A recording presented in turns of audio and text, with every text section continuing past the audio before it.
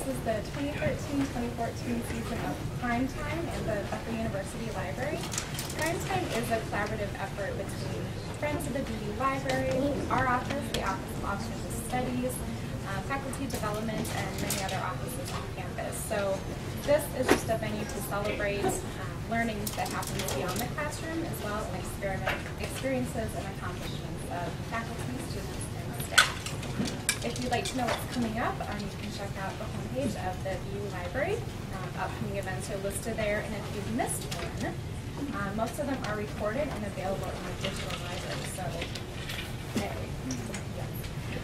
coming up next week on Tuesday, Professor Dick Peterson, he's the University Professor of Physics Emeritus, will share about his teaching experience this past summer in North Korea at the Pyongyang University of Science and Technology.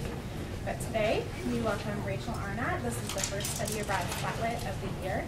A year ago, she was in Ireland, so very exciting to have her here. She's going to be presenting Made in America, and my time abroad changed my perspective on American culture. So let's welcome Rachel. Hello, thank you for that kind introduction. Excited to speak today. And I had hoped that I would have mastered the Irish tin whistle by now, so I could start things with a little tune, but that is not the case, so we'll just get rolling here. Again, I'm Rachel Arnott. I'm a senior biokinetic student here at Bethel. I've got a minor in psychology. And yeah, a year ago I was in Ireland, learned a lot, and I'd just like to share some of that with you today. And so to start things off, I thought I'd just give you a little background. Why I went abroad, where I went, a little information just on Limerick and Ireland in general. So first of all, why go abroad? I have always kind of had an interest in traveling. My mother is in love with all things English, and so we've done a few trips to England prior to this experience in Ireland. And I was also kind of curious, especially in Ireland, because I've got some Irish heritage there. I'm a quarter Irish, and my family was very interested in our ancestry and kind of going back in the family tree. So I knew I had family that hailed from the County Mayo over in Ireland. And so it was really neat to go and just to live among the Irish and to also kind of get reconnected with my roots there. So once I knew I was going abroad, had chosen Limerick, I had a few goals that I kind of just set in place.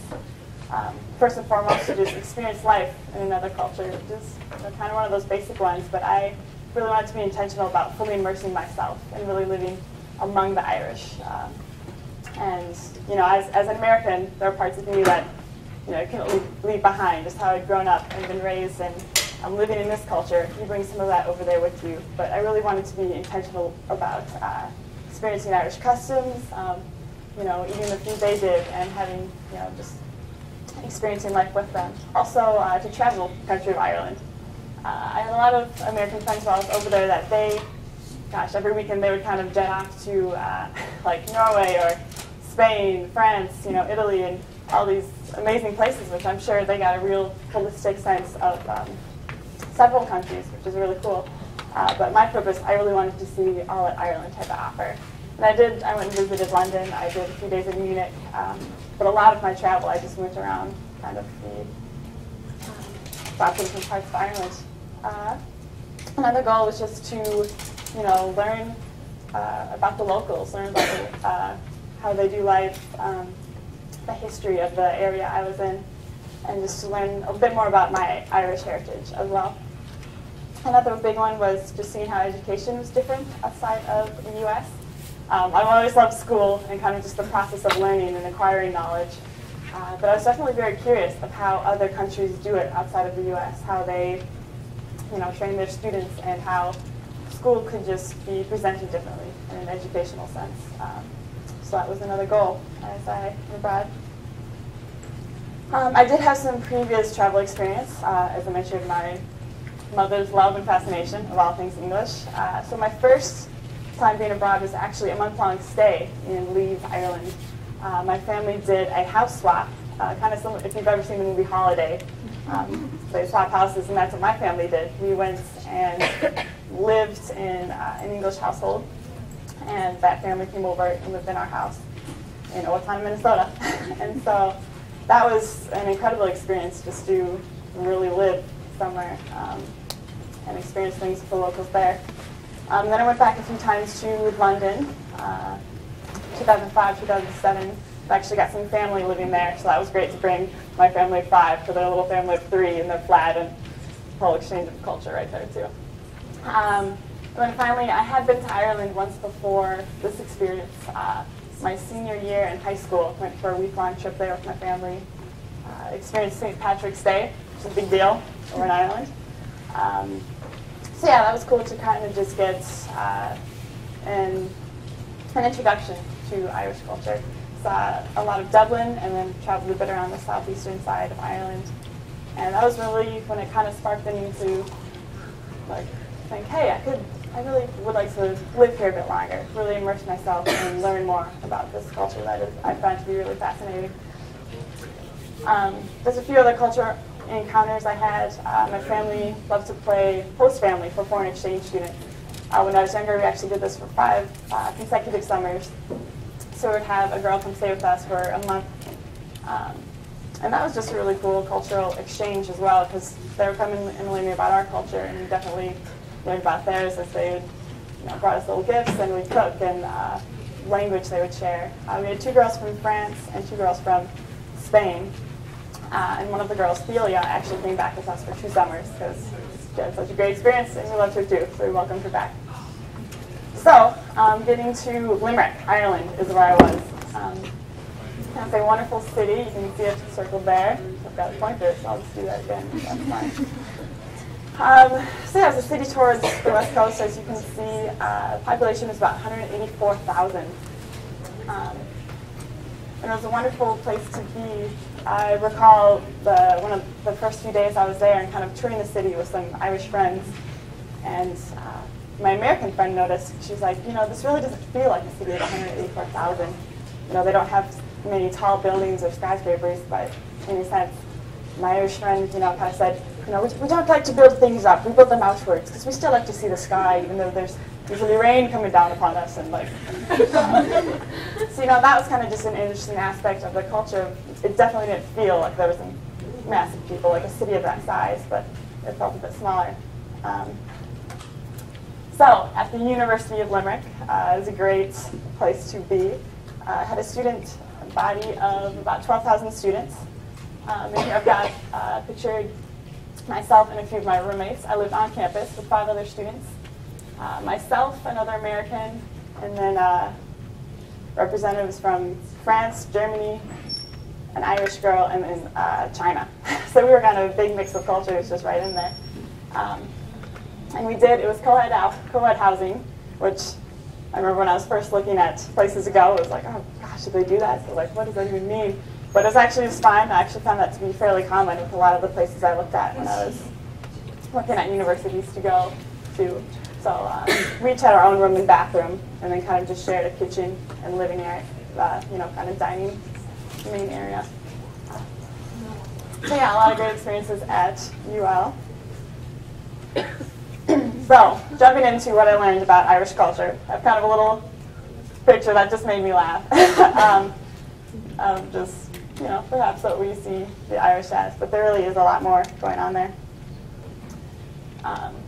So, a few just aspects of the Irish culture. I think when I was going to Ireland, I had this goal to learn as much as I could about the Irish, but I think I gained so much more in that at the University of Limerick, 10% of the students were international. And so not only Irish, not only American, but people from all over Europe. And I had a Chinese roommate all over the world were coming here, and I met people from so many different backgrounds. It was really neat to experience that.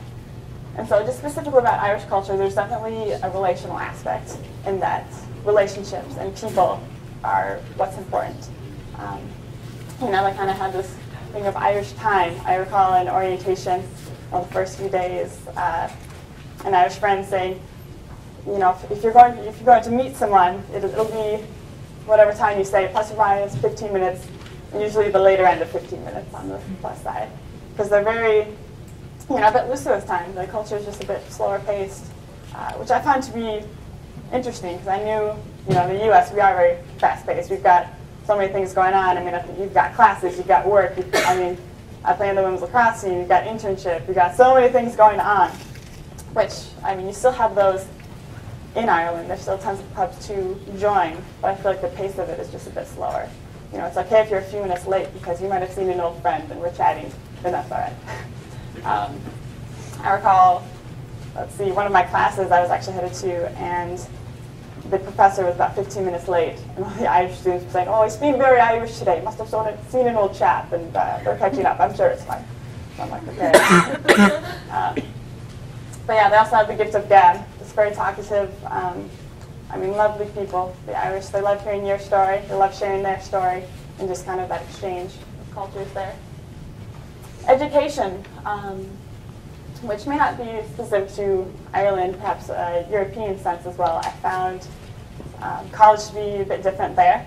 Instead of, we kind of have a lot of assignments and studying and tests and quizzes throughout the semester here. There, my grades are based on a midterm exam and a final. So we had those two kind of major components, which I actually found really refreshing. I remember when I first started there, I was like, oh my gosh, like, pressure on these tests is going to be crazy, and I don't know if I can handle it, but I did, and it was fine.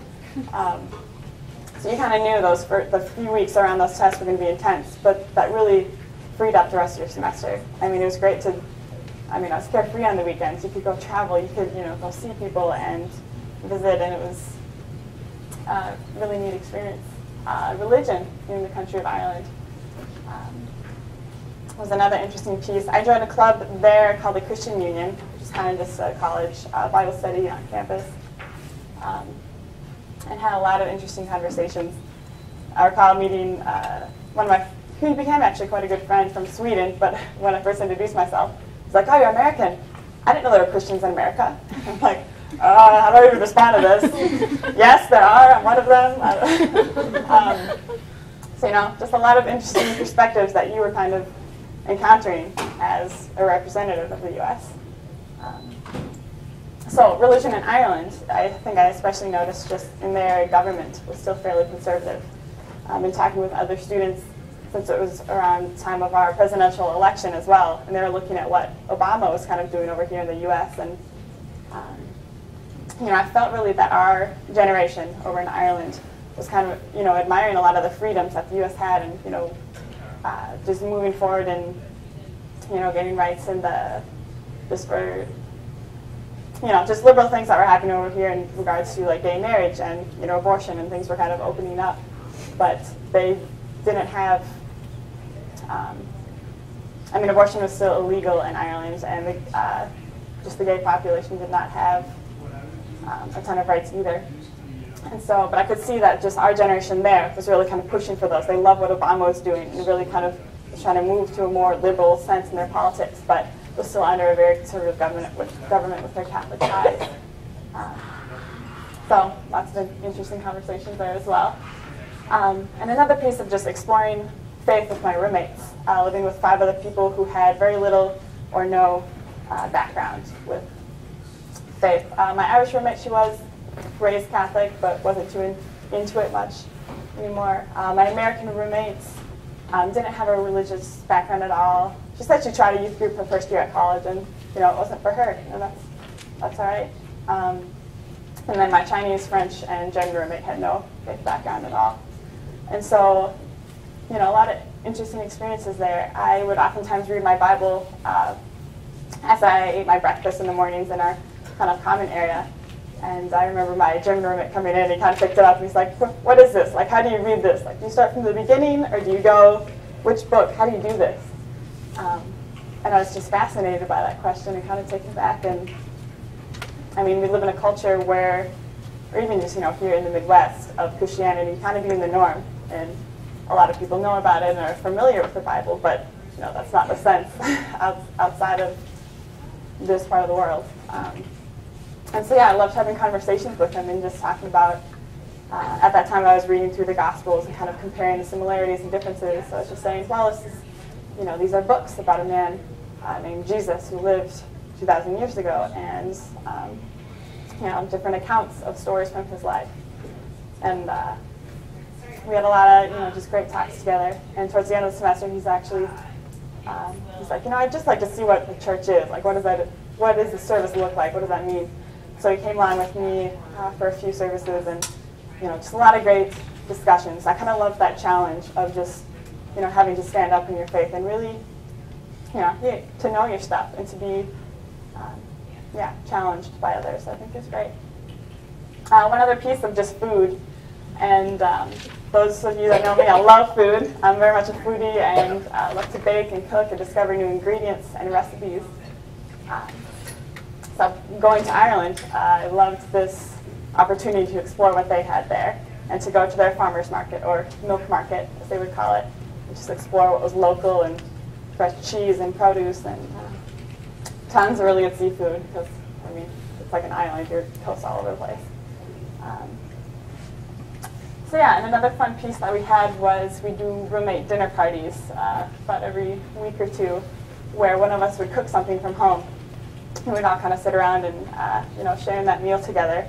And another fun piece of that is you'd make a little poster to put in our common area. So you can see we had sushi, we had a French meal, but my French roommate, Sean, was a bit of a joker because none of these actually translate to food, apparently. I don't know French, but they're like he was making fun of something.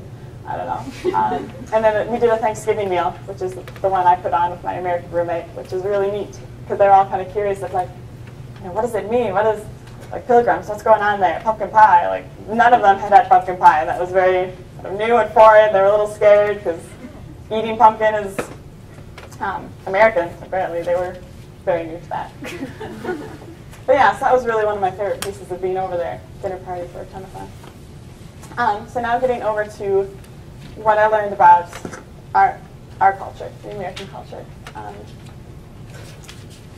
And after kind of gaining all this knowledge about how the Irish do things, and in a broader sense of just the European lens, you definitely come to realize the reality of American stereotypes and how we are perceived when we go to another country, because there's definitely both good and bad. And unfortunately, I feel like you do kind of see a lot of the bad, and just that Americans have the stereotype of being loud and ignorant and kind of when they're in a public place because they're loud and ignorant. They're making themselves known. But I did have an Irish friend who also she kind of complimented America one time. She was saying, you're very generous. We see that you do a lot in the world. Like you have a lot of wealth, and we see you out there, with different projects and trying to help countries, although it's not always successful. Yeah, she said we were generous is one way that we were being. Also some outside views on American politics, especially with the presidential election.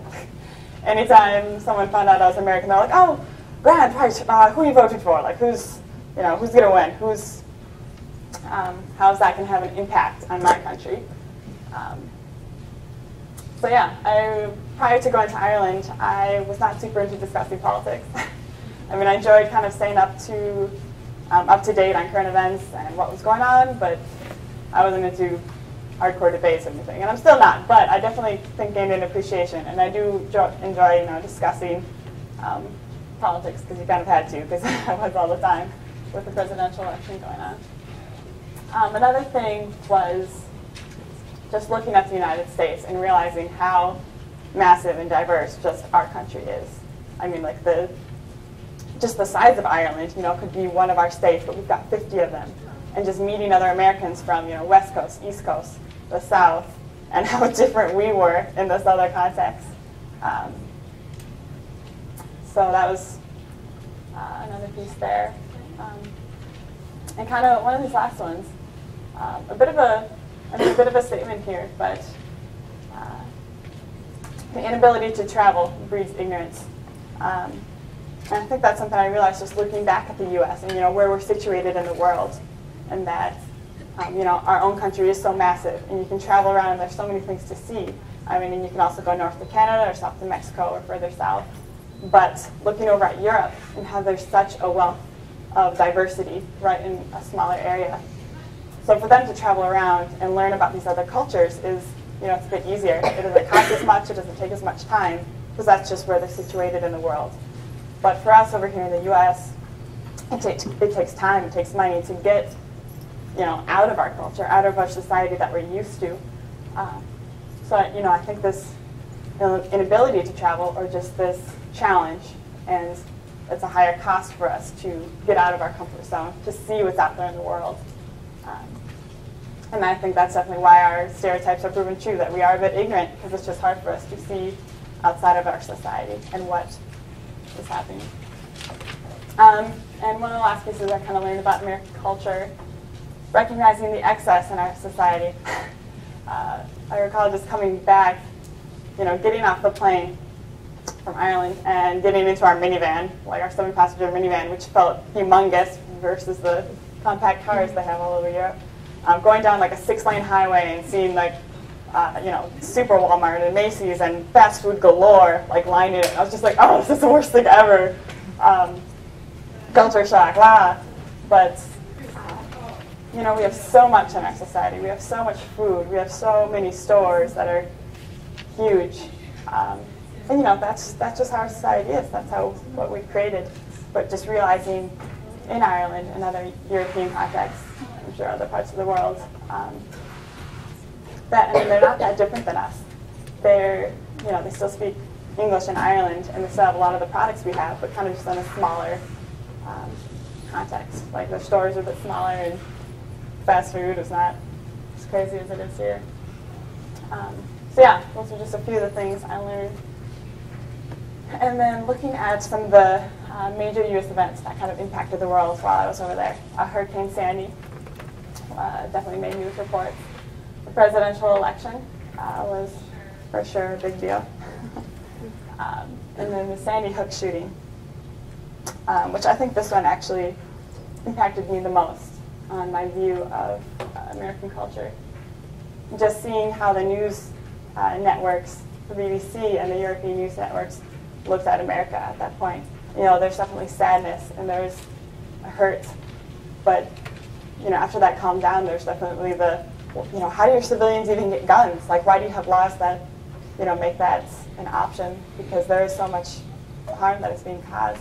And just realizing how absurd it was for these countries to, that people could be carrying guns. I've grown up in a culture where that is the norm.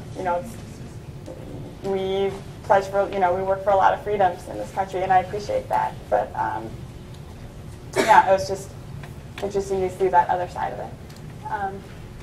So, to conclude, I'd like to read a piece that I actually wrote after I had returned from Ireland.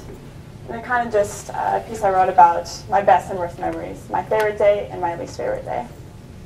So, here we go. I will always cherish the many fond memories I made while living in Limerick, Ireland. Though there was an abundance of positive experiences and joyous occasions, my time abroad was not without challenges and periods of hard learning. Immersing oneself in a different culture is a journey that is both wonderful and demanding at times. Both my favorite and least favorite days relate to the fact that I was an American living abroad. My favorite day was spent in the small coastal town of Dingle, Ireland.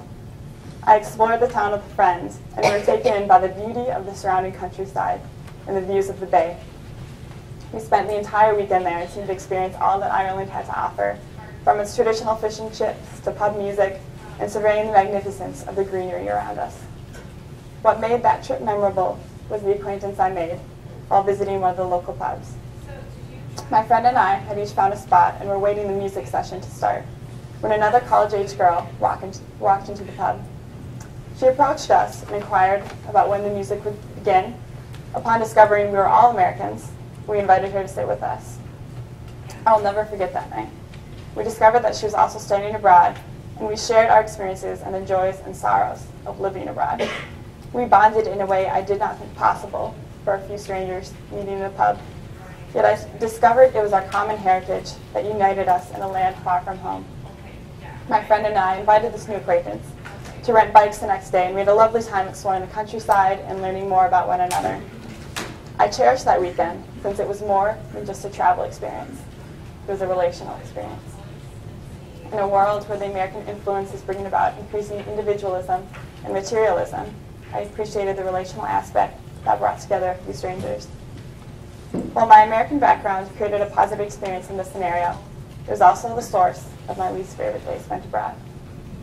December 14th, 2012 was a horrific day for all Americans. It was the day of the Sandy Hook shootings in Newtown, Connecticut. As an American living abroad, I viewed the event coverage through the perspective of European news networks. This was when I discovered the world's view on American gun laws. This was when I realized America was not as safe as I had once thought it was.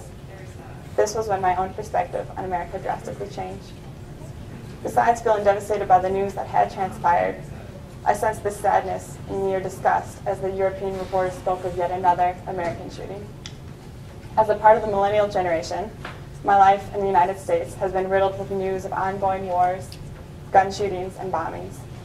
Events like this have taken countless lives, and yet they have become part of the norm for the nightly news.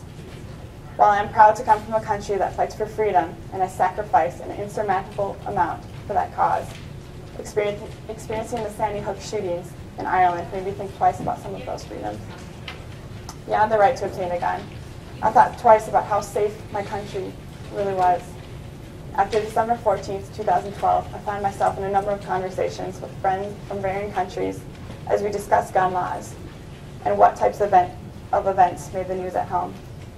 I learned a great deal from those dialogues and gained an awareness of the world around me as a whole. Sometimes it is hard to be an American living abroad, but I'll always stand by my home country, for it is my heritage that unites me with my fellow Americans, no matter where I am in the world. Living abroad absolutely changed my life. The memories I created will stay with me for the remainder of my years. Both the joys and sorrows brought learning and amazement as I explored the world around me. My day in Dingle, Ireland showed me both the wonder of the land and the binding power of my American heritage. The day of the Sandy Hook shootings revealed a heartache that can still be felt far from home, and the hard realization of how one's homeland compares to the rest of the world in reports of violence. Both of those days taught me valuable lessons that I'll always keep close to my heart. So, in conclusion here, living abroad has given me several things. It's definitely given me an increased awareness and appreciation of other cultures, other cultures out in the world, and also just ours here at home. For sure, greater independence, as going to another country and living on your own will give you. Just maneuvering the world, money and classes and travel and meeting all sorts of people. Communication skills, for sure. As 3 of my roommates, their first language was not English, but they spoke fairly decent. They spoke fairly decent English, but that was fun helping them learn and also learning from them. And definitely a new life direction. I stated I was a biokinetics student, but I'm a pre-occupational therapy. So after I finished at Bethel, I would very much like to go live abroad again for a year or two. Like 4 months wasn't quite enough. I got back and felt like there's still more to be done, still more to see. The world is such a large place. And so yeah, once I'm done at Bethel, I still plan to kind of have the summer here, but I very much want to go live abroad for another year or two. I'll need grad school as I'm pursuing occupational therapy, so I was actually looking at a few schools in Germany and in Europe. So that may be another option. We'll see what God has in store for me.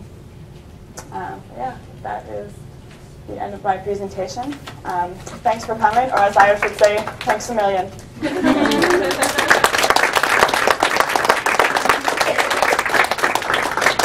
I suppose if you have any questions, I'll be here for a bit. We got a few minutes left. And just one last shameless plug here. I am actually the campus advocate for the program I went abroad with. It's called Academic Programs International. So if any of you are students out there interested in going abroad, I know a bit about that program, or even just, it's not just that program, it's just go see the world in whatever sense that you can. So yeah, you're welcome to have some more drinks and snacks, or head on out. Yeah?